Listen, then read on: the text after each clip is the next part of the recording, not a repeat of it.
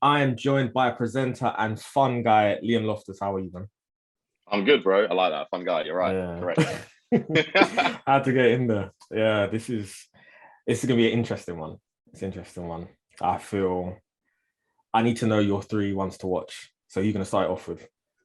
So I'm gonna go sign in to watch. It's got to Okay. be Nikita Parris. Boom.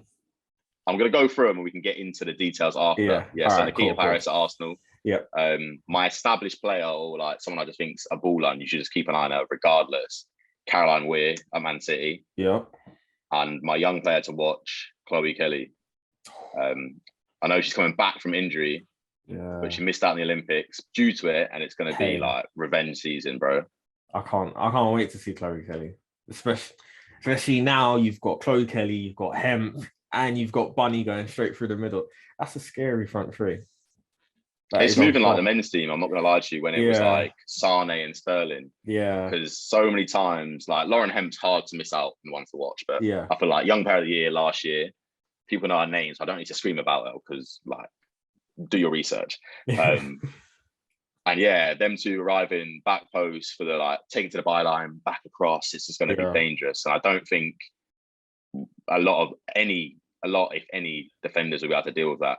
Just relentless, and they're like Yeah. Duracell bunnies. Their engines are ridiculous. Do you know what I mean? Like it's Yeah. so hard to defend against someone who's like going to keep doing the same thing. It's like Robin years ago. Like you know what he's going to do, Yeah. but you can't Yeah. stop it. And that's how I feel like they're too. Well, it showed flashes of it last year, and I Yeah. think it's only going to get better. And the thing is, with that, the City team's so funny because the defender that you would say could most likely handle them is on their team. I'd say Lucy Bronze. Fair enough, Lucy Bronze is Mm-hmm. someone that's going to stick to task. She's going to use her physicality and just outwork you. But it's like she's on their team, so like they don't have to worry about coming up against someone like her. So I really think, especially like fullbacks wise, it's going to be very difficult trying to stop them. Oh, so tough. I mean, Demi Stokes before the injury, I'd say you wouldn't want to come up against as a winger because Yeah, she was a lock-on defender, boy. But yeah, again, on the same team, so it's hard. yeah. They're You start a bit of a smart. Wan-Bissaka, like one-on-one defending. It's not great for you. It's not great Yeah, for you at all. yeah. Uh I think someone I want to look out for is Mane Wabushi because I feel with her CV speaks for itself, and then you Mm. bring her to Arsenal. I think it was a shock that she was at Villa. Like, no offense to Villa, but like the kind of caliber player that she is. Uh, yeah, yes and no, because I guess when it's like Villa was a very exciting project, Yeah, so it being offered, you're sort of like, okay, WSL newcomers, yeah, we don't really know what this could be. yeah, Like I feel like especially in like WSL, always take the gamble. If a team comes up like and you're a player that wants to play over here, take the mm. gamble, man. Do you think it Like was planned then? anything could happen. Do you think that was kind of the thought process? Like, take a gamble, and if one of the top three come for me, then I'm there. I don't think yeah, it's always I feel like that's always a position when you're not going to a champion team sort of thing. If you're not Yeah, going to Chelsea or Man City or maybe even Arsenal on and off ish, yeah. Sometimes you're we're like, trying. yeah, you're there and thereabouts. But like if you're not, you're putting yourself in a shop window Yeah, essentially. And I yeah, feel like anyone who says otherwise, I don't believe you. Because you're always thinking, what's the next best thing for my career? yeah, yeah. Do 100%. you know what I mean? Yeah, I'm just. It does seem a bit perfect though, in a sense of like she's had time to adjust to WSL. She knows what the WSL expects of her. So it's like now, Hmm. that's why even how like the goal she scored just recently, like she's had time to. She knows what's expected of her, and it's like it's almost like she's been here already at Arsenal, but she hasn't. It's just Aston Villa really helped her. So yeah, I'm really excited to see her play. I think that Arsenal team is going to be very good this year. Mm, Um, Nikita coming in, like, bro, when I used to watch her for City before she went to Leon, like just ridiculous. yeah, Like I just knew like anything. I'm like, oh, okay, cool. Let's like as long as Keita's on the pitch, we've got a chance. Do you know what I yeah, mean? And I feel yeah, like she had a tendency to sometimes like get locked up by a defender, yeah, but having been to Leon, coming back, she's not going to play through the middle. Obviously with Viv there, maybe if she can, like, I don't know. Obviously the license she'll get to Rome, but I feel like if she can roam and like avoid getting picked up, I think she's going to be dangerous. Like we know she can score goals. She's the third top scorer of all time. Like, do you know what I mean? Yeah. And she's going to be back. Like, bro, like I'm still about. Like I can still get these goals. It's like you lot overtook me, but I was gone. Yeah. So I'm back. That's the most important thing. Sick. That's the most important thing. I was on holiday. I'm back. I was overseas. Exactly. I was learning new things. I was adding new things to the repertoire. And now I'm here. So it's like, imagine those two in a team. Her and Viv. Like the top 2 of the top 3 are in the team. Like this Arsenal team needs goals. Scary amount of goals. Like I really want us to like hit maybe, I don't know, the 80, 90 goal mark. I want goals this season. That's a big ask. It's a big ask, but a huge player has come. Like goals is there. And the thing is, I think it's going to open up Viv as well. Because Viv is a very underrated playmaker because of how many goals she scores. So it's like now she's got someone that, because she might play slightly behind Viv. She might be on the wing, but now everyone's going to have to focus on Viv, but then it's going to open up to feed Nikita. So it's like, which one do you want to score? Which one? Like you could, but you got to take score. One. Yeah, you're just gonna have to firm it. Like as much as you want to stop them, you can't. One of them's gonna score. So it's like, I'm happy as an Arsenal fan. I feel we are getting more depth. I think depth. Yeah, the first couple of games for you lot have been exciting, but I do think like I'm still not sure what the system's going to look like. Do you know what I mean? Yeah. Like Keats is gone from being the main player at City, and then Leon is sort of like a humbling experience, but she performed there. And in my head, it's like, okay, I was the main player here. I've gone to a bigger team with potentially better players. I've held my own. I've got more experience. And this other striker has got more goals than me on my team, but like I've been out elsewhere. Yeah. Is she going to be settled for like, playing second fiddle? Or is she going to be like, right, bro, like, get me the ball. Like, Viv, I get that you bag goals, but like, I've been doing this and I've like done this for a long time.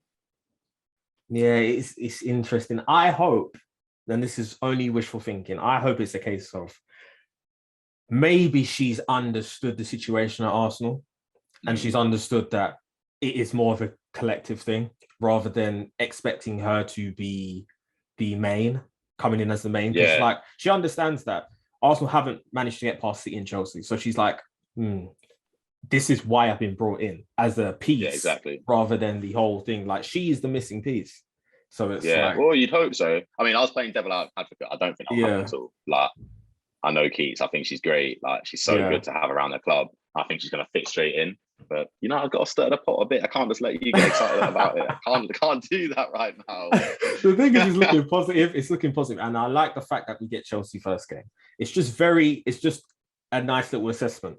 Because at the end of the day, one loss or one win doesn't mean you'll win the league, but it's going to allow us to understand, okay, where we near Chelsea. Because I think it was last season we drew 1-1 when we had the game in the bag. Like it's just an unfortunate own goal, but that's when it said, okay, Arsenal can really take it to Chelsea and really have them worried. And the team has been rejigged a bit, and I feel it's been rejigged for the better. So. And Chelsea are looking a bit suspect defensively. Yeah, they've not strengthened defensively at all. Yeah, and that was really the chink in their armour. So, and Arsenal's only improved their attack. So it could be a nice little who can score more goals. I'm the opposite from you. I like to face like your title rivals down the stretch. Really? Massively. Because like if you think like, okay, we drew their first game of the season, like no one was really kicking proper. Yeah. Or we lose that game, and then you look at Chelsea's fixture and you're like, okay, they're 3 points ahead. We don't play them. Do you know what I mean? Then it's completely out of your hands. You're relying on other teams. But if you're like, okay, right, we're a point behind Chelsea here. We've got 6 games left. We've got a game against them. Assume they're going to win all their games and be like, right, if we just do our job and beat them, like it's open. We're back in it. Yeah, I get what you mean. Do you know what I mean? Like, I get what you mean. I do see the like. Opening day this season, it is nice. Yeah, that's the thing.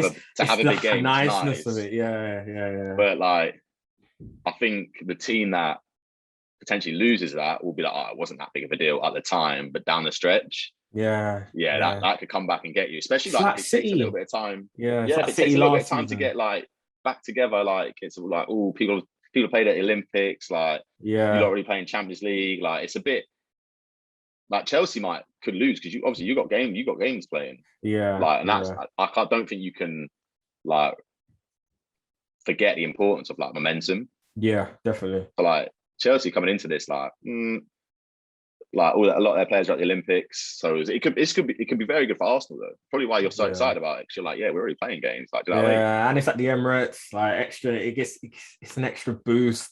The thing is, I'm not gonna lie, I am happy that we have changed manager. I think things were getting stale with Joe, so it's like it's happy that he's found a situation and we found a situation. That is my biggest boost.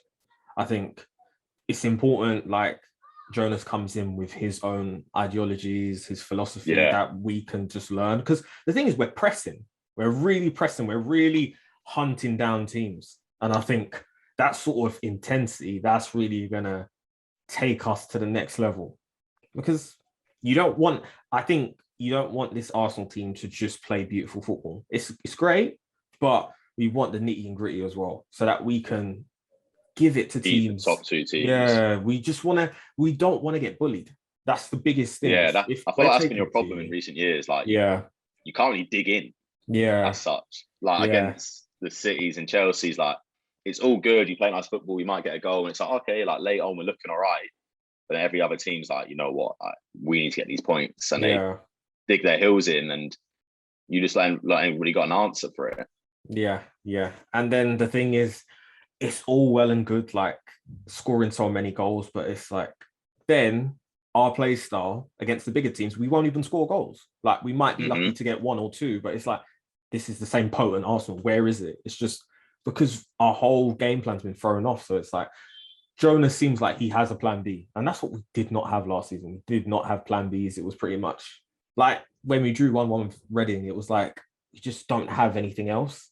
We've gone at it, and if the game plan don't work, then we just kind of rejig. But it's like I'm impressed with Jonas so far, and obviously it's early days. That's the thing. It's early days. It's going into season excitement, but I have faith in it.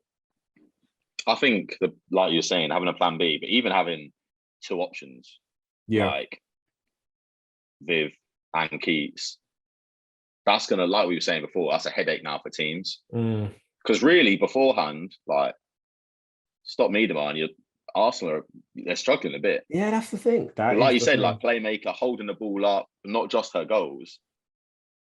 Like that's tough. That's tough for any team in the world. If you took their most deadly striker and you went, yeah, we're just going to focus on you and put you on the shackles, like it's long for everyone. Yeah. But even more so with Arsenal, like I feel like they struggle with still, but they shouldn't. Like you got like Kim Little, and it's just like on paper, like the team very much scares me. Yeah. And I'm always like, oh, maybe a tough game. But then, like I said, watch them like against Reading and stuff, and you just think like, are these actually like, are they even getting Champions League? Yeah. I mean, more so now that United have lost like the Americans and like just seem a bit lost in general. I think you'll benefit from that massively. But yeah, I think it'll be interesting to watch to see how they can compete with City and Chelsea. Yeah, I personally feel we don't have enough yet to be knocking at City and Chelsea's door, because at the same time, Chelsea have not improved their defense. They've also brought in Lauren James.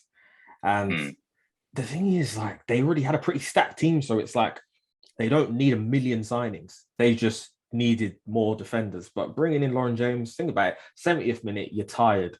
Fran Kirby and Sam Kerr have run you ragged. And then Lauren James comes on. It just seems like it's not going to get any better for teams.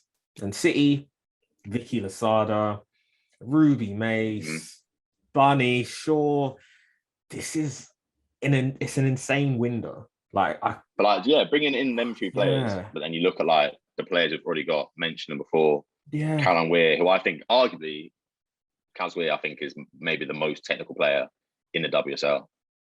Like to a point where it's like underrated. Yeah. Like her goal against United, the chip, like to think of that with women's football on the cusp of like mainstream now. Yeah, bro, she's going to be like a serious star, like nominated for like Puskas Award. Like And then you got like Kira Walsh, who's already there. I know like Lucy Bronze is injured at the moment, but she'll come back.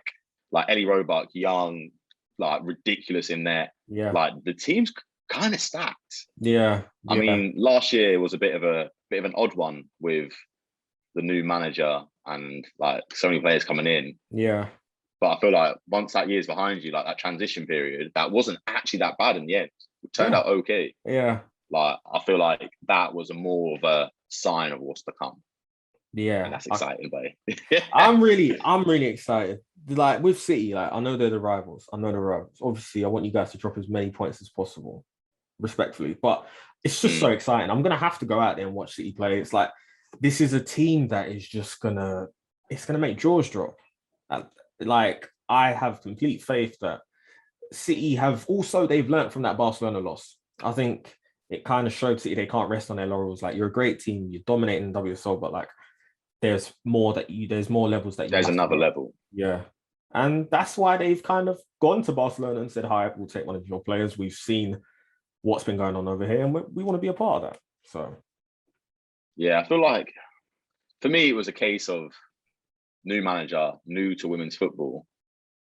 I feel like there was almost like a teething period. Yeah. Like, which is always going to be, you can't know everything straight away. Yeah. Like, granted, don't expect that from anyone. But now it's like you've had a year, you've played, and it's like, especially like with no fans, no really outside noise, it's like, right, a COVID season has just been the football. That's it. Yeah. That's all there is to do. So like, really, you should be studying like your nut off. Yeah. And I feel like that's going to make a big difference going into next year. Yeah. Yeah. Or this year, sorry. This year. I was a bit upset with how Rose Lavelle was treated. I feel like you had a World Cup win and you didn't use her to her capacity. And I feel maybe that has caused I don't know, maybe the American style of play isn't what Gareth was for, because like now Addie's left as well. It's like, where did things go wrong there? So I'm kind of curious what his player management is like and how it will look this season. Yeah, it was a strange one for me, but I thought it was more strange that Abby signed a 2-year. Yeah. Because in my head it was always going to be a year. Do you know what I mean? Yeah, because like I don't know why. See like, the first year and like, see what it's like after. It always felt like it would just be a year for everyone. As talented as Rose was as a player, I think she struggled with injury a bit. And I think she might have been a little bit too lightweight for the league. That's true. Like you see, like Sam come in, dominated it. Like I've said it literally from the first game. I watched her. I went, "Oh, she could literally play midfield on her own." Yeah. Like she doesn't it's a joke. Yeah, she was a joy to watch. She was a joy. Yeah, and just so dominant, and like I was like, bro, like everyone says like this is a physical league, like English people love saying, it's physical. Yeah. And Sam came in and was like, nah, like I'm physical, like I'm gonna do this now. And she was ridiculous. I thought she was easily the best player last season. And obviously like Fran and Sam Kerr had like ridiculous seasons, but for me, like probably biased, I'm a City fan still, but like impacts and like hit the ground running, like crazy stuff. Yeah, I think like even Sam Kerr took time to adjust to the league. Yeah, I think with Sam, you can't look at stats, because if you look at stats, all right, cool, Sam Kerr and Frank Kirby win. You need to watch those games. You need to see, that's, as you said, impact. That's why Sam Mills she was my player of the year as well, because it was just, you had to watch the game. If you watched the game, you saw what she did. And the thing is, like, she came in with pressure. As a World Cup winner, everyone talks about that USA team. So for her to come in and play the way she did and like help City, and like even made Jill Scott go on loan, like it shows what kind of player you are to make coach say, you know what, I don't think you're getting that much game time because she's here. Like it shows she was undroppable, like undroppable. Yeah, so like that midfield had everything. Like as a midfield three, you got Kira Walsh, who is just like, she essentially is a quarterback as well, but like can pick up a ball, like unbelievable ball control, can chase someone down, like aggressive, all of that defensively. Yeah. And obviously she can ping a pass. And then you've got Sam, who was like box to box and so powerful with it. And then it's underrated, like her aerial ability, I thought was so like underrated. Like when she came in, I didn't think, oh yeah, she's gonna be well good from corners. Yeah. And she was. Like having that as an option was ridiculous. Like the amount of goals she scored from headers, and I was like, bro, like corners are now a problem. Like, people don't want to have a corner against us. Yeah, and you got I someone think like as Greenwood bringing them in as well. exactly like that match made in midfield was heaven. just like sensational. And in my head, I was like, bro, we've got to win the league to keep her. Yeah, Got to win the league or got to win the Champions League. Like, we've got to do something big yeah. to do it. And like, we felt short. And I was like, in my head, I was like, that was the best chance to topple Chelsea, because like, I don't think if she doesn't come back to the league, I don't think we'll see someone as dominant as her in the league. I just don't think anyone's like built for it. Like, ridiculous. Yeah, she was like a women's Yaya Toure. Like, she had the skill, the power. Like, there was no flaws in her game, and it's just none. Crazy. Like, could do everything. Yeah. And she's one of them players that probably could play anywhere on the field, bar goalkeeper. Yeah. Her skills would just translate to anywhere. Do you know what I mean? Like, yeah. She could stick a centre half, and she probably could have done a job. And she did during COVID. She could have done. Like, yeah, man. Remember, there was no like kind of get to know the city and stuff like that. It was pretty much get inside, go to training, and that's it. So yeah, it shows the mental strength as well. So it's gonna be sad. One player I want to see is Grace Fisk. I want to see her a lot more. I think it's easy because West Ham didn't do the best last season. I think sometimes it can go under the radar when they have players that are shining, and I think she is one for the future. I think she's going to be in the Lioness team consistently in a few years, and it's like she just has everything you want in a defender in terms of just being able to. It's very hard to shine when a team's doing bad. Yeah, like when your team's struggling, it's very hard to shine. Yeah, I thought the same about Poppy Patterson when she was at Bristol a few years ago. I remember watching her against City and thinking, like, to be fair, they got a result. I think they drew 1-1. Which cost us big, and I was like, you're the best player on the pitch here.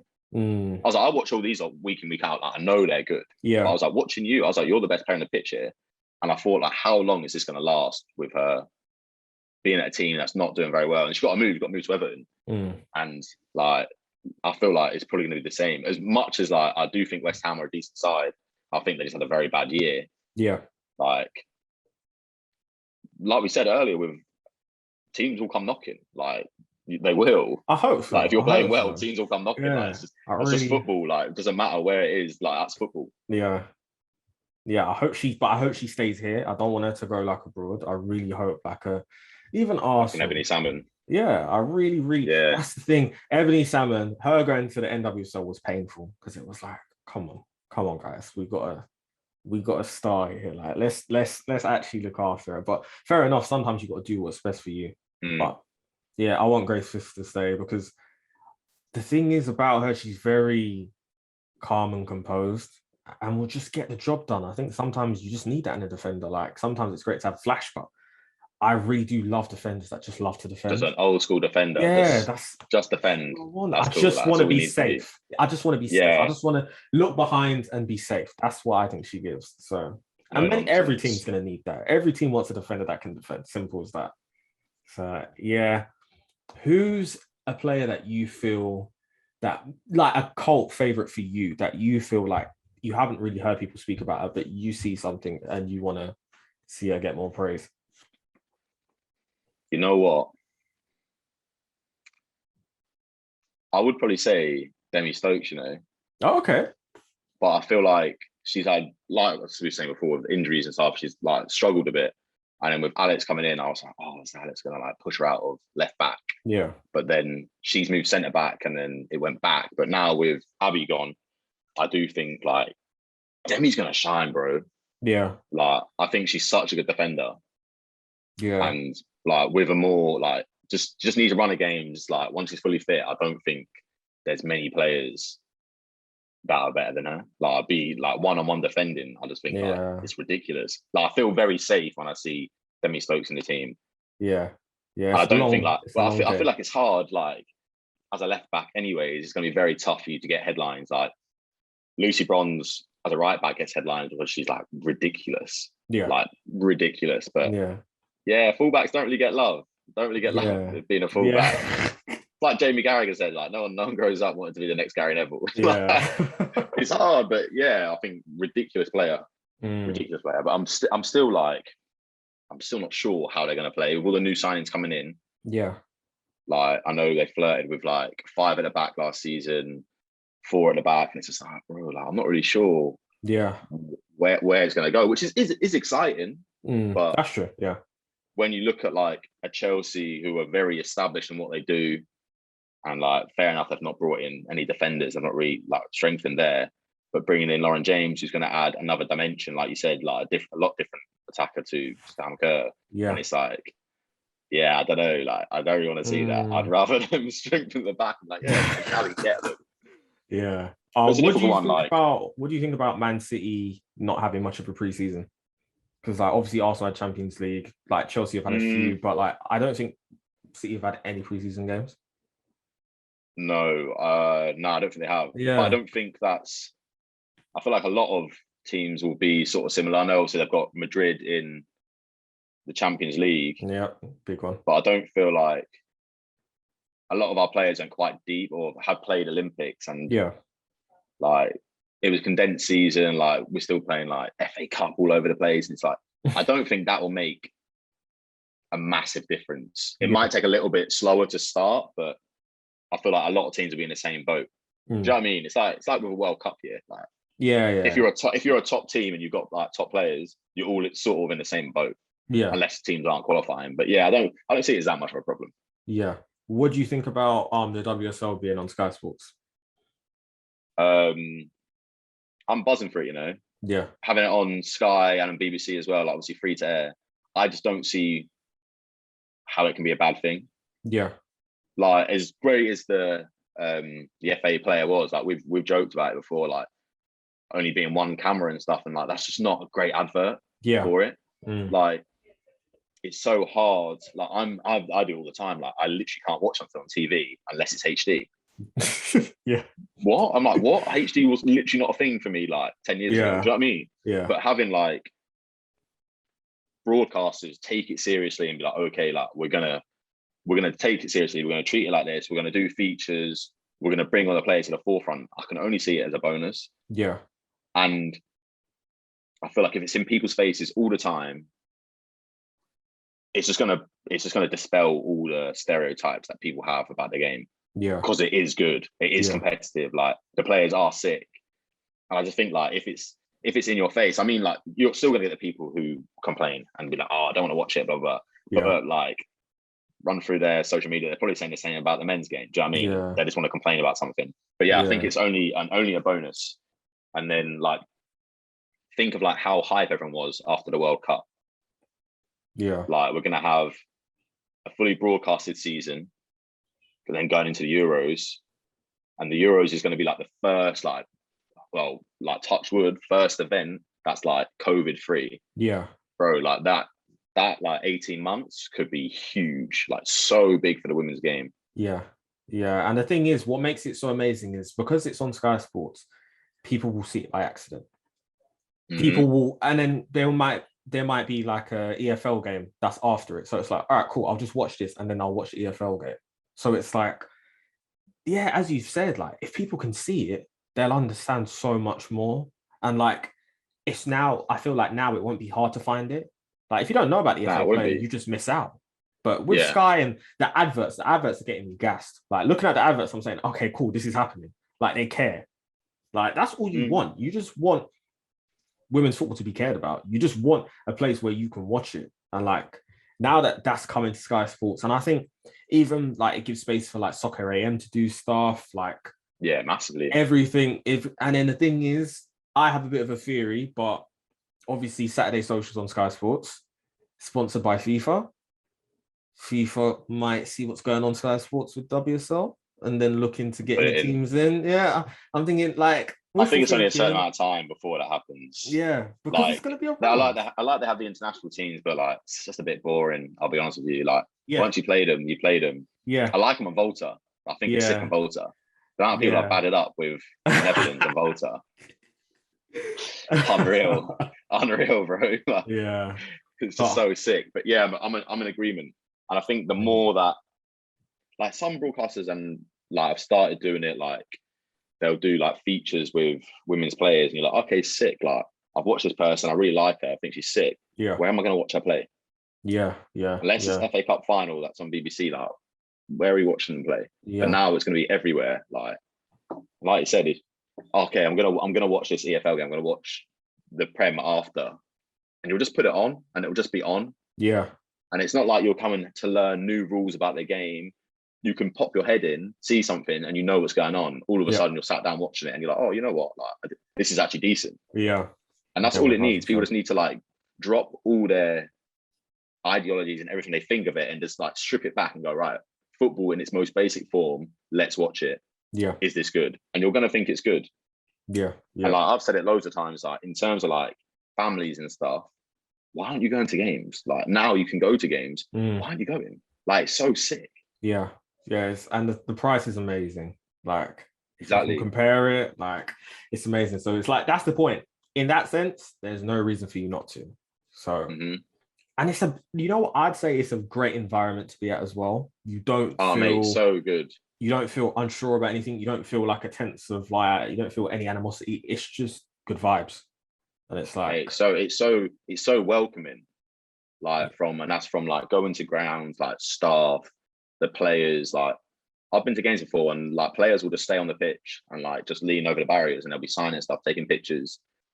And I'm just like, all these people put male players on pedestals. We're like, we love them, and it's like, bro, they ain't got time for us, you know. Like, and I get it, like I get it, but like, why would you not want to follow a game?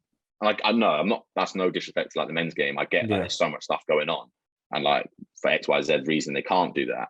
But like, if you have that opportunity in the women's game to go watch a game, and you think, oh my god, she was so sick, blah blah whatever, and then you just go way down there, and she's gonna come over and you can take a picture of her. As a kid, I think that's so sick, mate. Yeah, it'll change your life. Like from that moment, you'll be so gassed. You'll be like, no, I need to watch her again. She plays with this team. Cool. It's like it just opens up so many different doors, and it's like it lets you know that, like at the same time, the players care.